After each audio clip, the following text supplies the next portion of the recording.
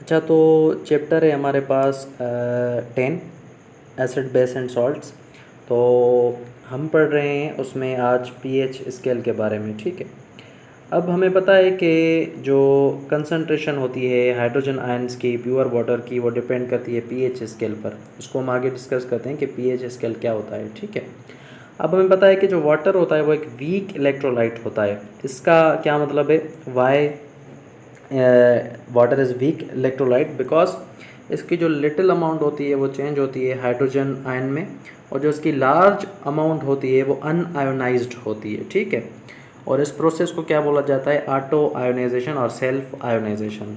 It means कि जो water है वो सेल्फ आयोनाइज़र है और ऑटो आयोनाइज़र है। ठीक है, इसको किसी भी मीडियम की रिक्वायरमेंट नहीं होती आयोनाइजेशन के लिए। अब जब वाटर आयोनाइज होता है तो किस में ये आयोनाइज होगा? एक तो हाइड्रोजन आयंस में, ये हम पढ़ भी चुके हैं, और दूसरा हाइड्रोक्सिल आयन में। ठीक है, अब हमें पता है कि ये रिवर्सिबली हो रहा है। तो जब भी जो चीज़ रिवर्सिबली होती है तो उसका हम क्या लिखते हैं? उसका हम लिखते हैं केसी। ठीक है, अब केसी क्या है? Equilibrium constant. तो जब इसका केसी इक्विलिब्रियम एक्सप्रेशन लिखेंगे इस रिएक्शन का, तो हमें पता है कि जो भी प्रोडक्ट होती हैं वो हम न्यूमिनेटर में लिखते हैं, और जो रिएक्टेंट होते हैं उसको हम डेनोमिनेटर की फॉर्म में लिखते हैं। ठीक है, अब देखें यहाँ पर जो केसी है वो भी एक कांस्टेंट है, और जो हमारे पास वाटर की कंसंट्रेशन है वो भी हमारे पास क्या है? कांस्टेंट है। ठीक है, और मतलब इसका मतलब है कि जितने हाइड्रोजन आयंस प्रोड्यूस हो रहे हैं उतने ही हाइड्रोक्सिल आयंस हमारे पास क्या हो रहे हैं? प्रोड्यूस हो रहे हैं। ठीक है, तो ये जो कांस्टेंट हैं दोनों, इन दोनों कांस्टेंट की जो प्रोडक्ट बनती है वो बनती है K W. What is K W? It is a product of two constant K C and water. तो इनको हमने किस में लिख लिया? के डब्ल्यू में। ठीक है, ये एक नया इक्विलिब्रियम कांस्टेंट बन गया जिसको हम क्या बोलते हैं? कैसे लिखते हैं? के डब्ल्यू। ठीक है, अब उसके बाद क्या है कि इसकी जो वैल्यू है वो कांस्टेंट है। ठीक है, हाइड्रोजन आयंस की और हाइड्रोक्सिल आयंस की, और वो है हमारे पास 1.0 इंटू 10 रेज पावर -14, और कितने टेम्परेचर पर? 25 डिग्री सेंटीग्रेड। अच्छा, एक चीज़ याद रखनी है कि जो टेम्परेचर कैसी जो है वो एक टेम्परेचर डिपेंडेंट होती है, ये हम पहले भी पढ़ चुके हैं। अच्छा, यहाँ पर जो एक स्टेप है वो मिसिंग है, वो कौन सा है? कि मैंने आपको बताया कि हाइड्रोजन आयंस और हाइड्रोक्साइड आयंस की जो कंसंट्रेशन होती है, मतलब जितने ये प्रोड्यूस होंगे उतने ही ये प्रोड्यूस होंगे। तो इनको हमने लिखा हाइड्रोजन आयंस और स्क्वायर लगा दिया, और उसकी ये वैल्यू आ गई 1.0 इंटू 10 रेज पावर -14। अच्छा, यहाँ पर एक स्टेप मिसिंग है, वो स्टेप कौन सा है? कि हम लेंगे दोनों साइड से स्क्वायर रूट। ठीक है, तो हाइड्रोजन आयंस, इसका हम लेंगे स्क्वायर रूट,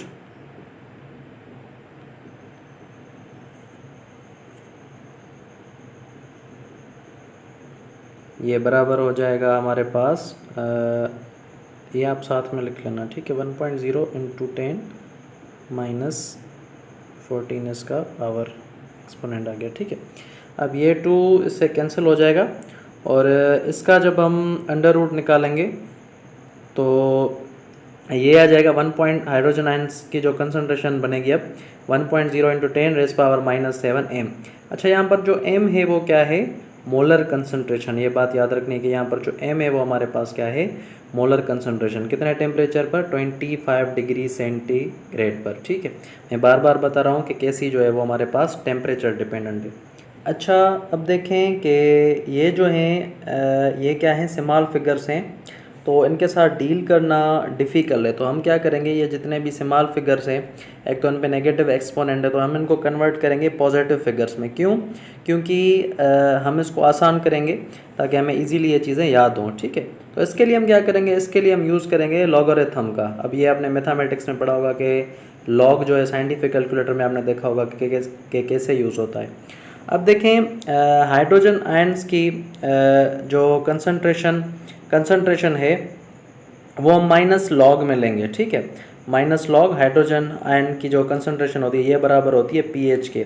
अच्छा, जो पी है ये यहाँ पर हमने इस्तेमाल यूज़ किया है स्मॉल पी रिप्रेजेंट करता है नेगेटिव लॉग को, तो pH बराबर हो गया हमारा माइनस लॉग और हाइड्रोजन आयंस के।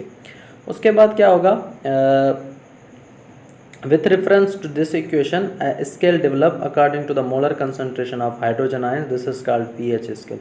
अब ये जो इक्वेशन है इसी के हिसाब से जो हमारी मोलर कंसंट्रेशन डेवलप होती है और हाइड्रोजन आयंस, ये जब हम आगे पढ़ेंगे पीएच स्केल में तो उसमें ये हमें काफ़ी हेल्पफुल होता है स्टडीज़ के लिए, ठीक है। और उसकी रेंज होती है 0 से 14 तक, ये हम आगे पढ़ते हैं, ये अभी स्केल आएगी। सबसे पहले हम ये देख लेते हैं कि अब इसको आगे क्या करना है। अब देखें यहाँ पर हमने पीएच लिख लिया और माइनस लॉग और हाइड्रोजन आयंस। अब जब हम इनका हाइड्रोजन कंसंट्रेशन हमें पता है कि वो किसके बराबर है 1.0 इंटू 10⁻⁻⁷, ठीक है। और ये हमने माइनस लॉग लगा दिया, तो ये जब इसका लॉग लेंगे तो ये इसका अब जो आंसर है वो देखें कि 7 आ गया। अब ये क्या है, ये पॉजिटिव में, तो हमने क्या किया, जो नेगेटिव था उसको कन्वर्ट किया पॉजिटिव में, क्योंकि वो स्मॉल फिगर्स में था, ठीक है। अब उसी तरह जो हमारे पास OH होता है, तो हमें पता है कि जब वाटर आयोनाइज हुआ तो वो टूटा है H+ में एंड OH में। इसी तरह हम OH उसके साथ भी स्मॉल p लगा देंगे और लॉग लगा देंगे और OH नेगेटिव, तो हमें पता है कि OH नेगेटिव की जो वैल्यू होती है वो होती है हमारे पास 1.0 इंटू 10⁻⁻⁷। तो इसका भी जब लॉग लेंगे तो ये बराबर आएगा 7 के। क्यों दोनों का 7 आ रहा है, क्योंकि जितने ही हमारे पास हाइड्रोजन आयंस प्रोड्यूस होंगे, मतलब जब वाटर आयोनाइज होगा उतने ही हमारे पास क्या होंगे, OH आएंगे, ठीक है, हाइड्रोजन आयंस, ठीक है, हाइड्रोक्साइड आयंस। तो जब हम इन दोनों को प्लस करेंगे pH + pOH, तो इनका जो इनकी जब वैल्यू बनेगी 7 + 7, तो वो आएगी हमारे पास 14। तो so the sum of the pH and pOH of the solution is always 14 at 25 degree centigrade. Temperature वाली बात याद रखनी है, बार बार मेंशन कर रहा हूँ कि टेम्परेचर हमेशा जो है कैसी जो है वो टेम्परेचर डिपेंडेंट पर होती है, ठीक है, क्योंकि ये एक रिवर्सिबल रिएक्शन है। अब देखें, अब हमारे पास जो है वो यहाँ पर स्केल आ गई pH की। अब जो pH की स्केल होती है वो होती है 0 से 14 तक, और जो pOH की स्केल होती है वो भी होती है हमारे पास 0 से 14 तक। अब देखें, ये जो है ये हमारे पास है लेफ़्ट टू राइट, ठीक है, और जो हमारे पास pOH की है वो है हमारे पास राइट टू लेफ़्ट। अब देखें 7 पर जो भी हमारे पास सॉल्यूशंस आ गए या सब्सटेंस आ गए वो न्यूट्रल होते हैं। जैसे वाटर हमारे पास क्या है, वाटर भी हमारे पास एक न्यूट्रल सब्सटेंस है, ठीक है।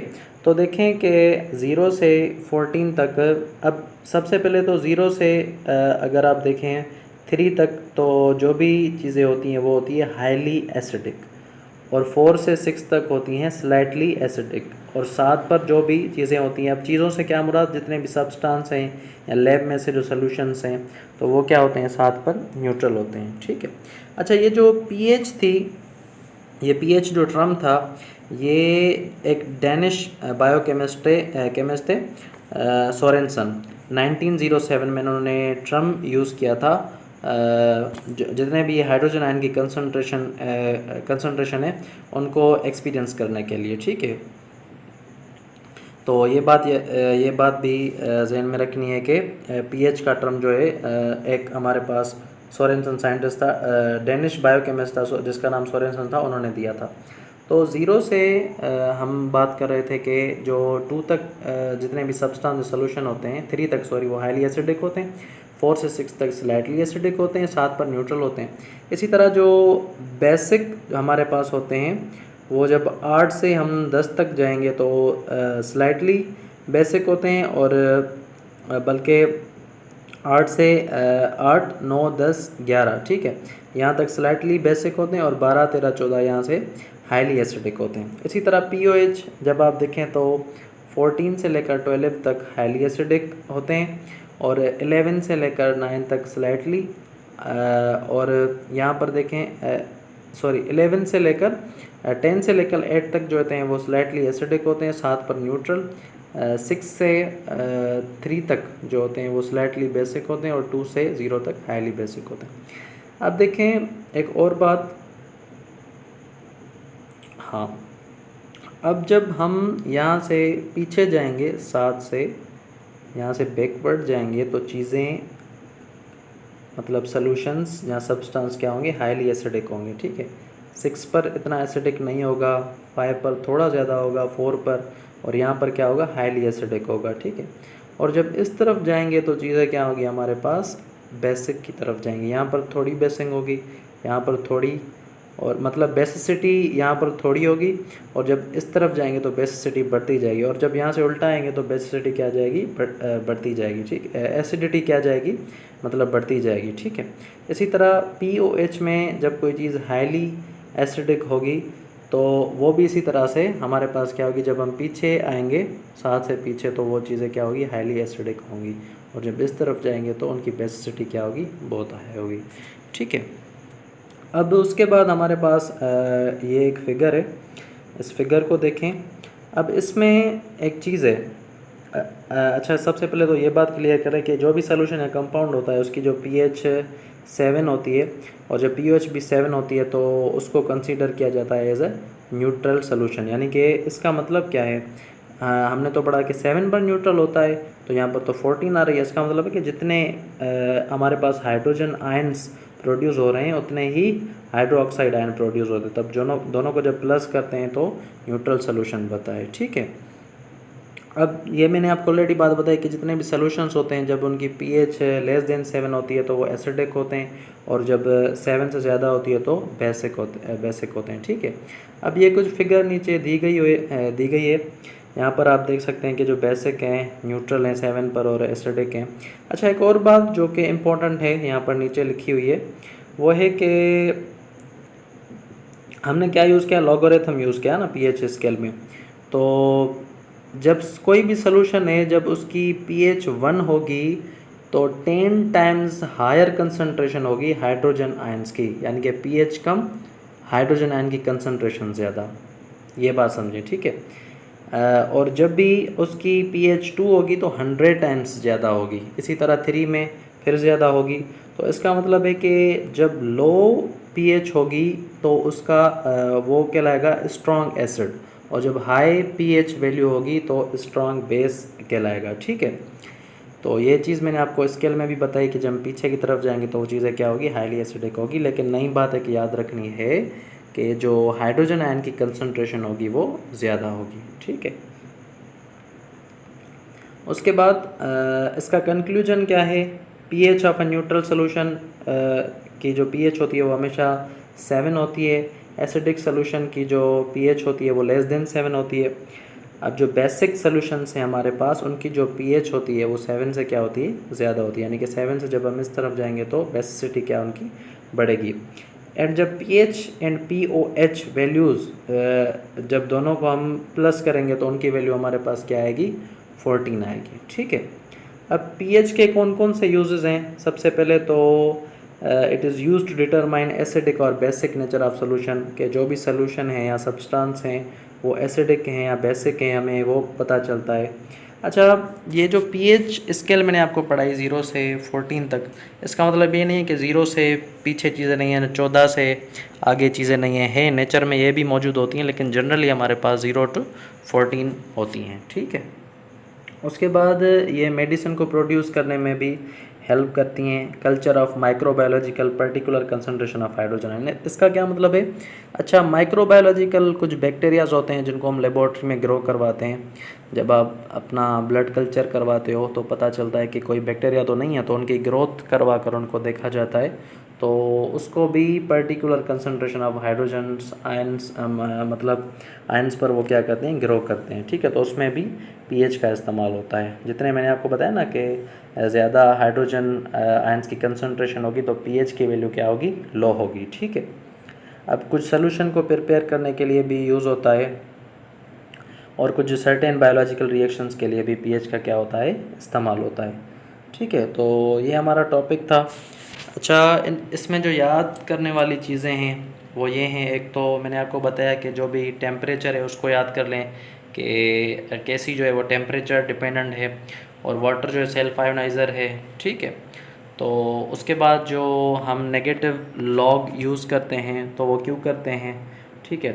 अब नेगेटिव लॉग मैंने आपको बताया हम इसलिए यूज़ करते हैं कि जो भी वैल्यूज़ हैं वो हमें स्मॉल फिगर्स में मिलती है, तो वो डिफ़िकल्ट है उनको थोड़ा डील करना। तो हम क्या करते हैं, एक तो उनका कंपोनेंट एक्सपोनेंट है वो भी नेगेटिव होता है, तो हम उनको पॉजिटिव में कन्वर्ट के लिए हम क्या करते हैं, लॉगरिथम का यूज़ करते हैं। आई होप के समझ में आ गया होगा।